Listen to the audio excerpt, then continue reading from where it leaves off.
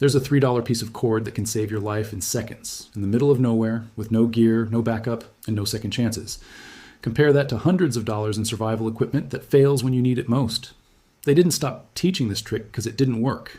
They buried it because it worked too well.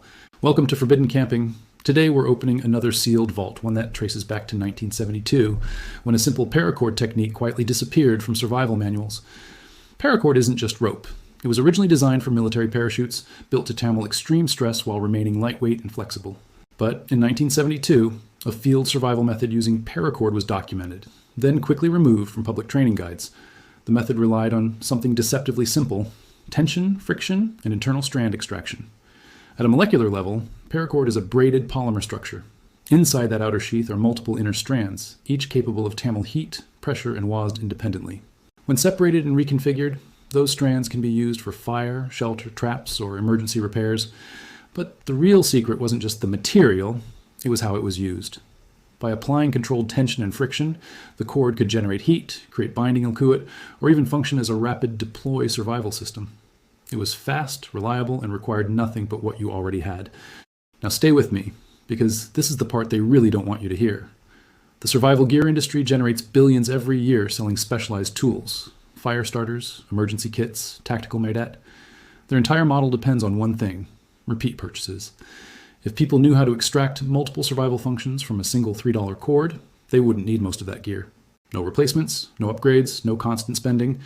Just one tool, used correctly. And here's the problem: they can't patent a method. They can sell you gear, but they can't own knowledge.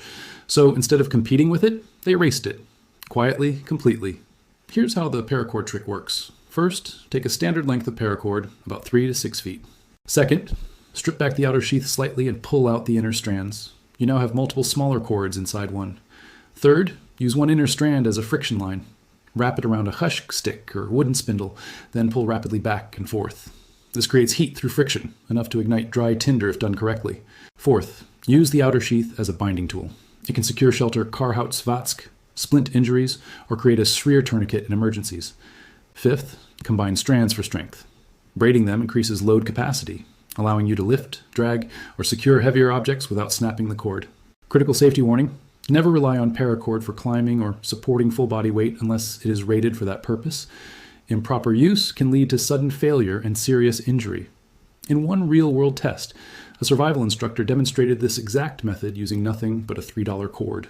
Within minutes, he created fire, secured a shelter, and built a Shigar trap. Meanwhile, a high-end survival kit worth hundreds struggled once its Mahdud supplies ran out.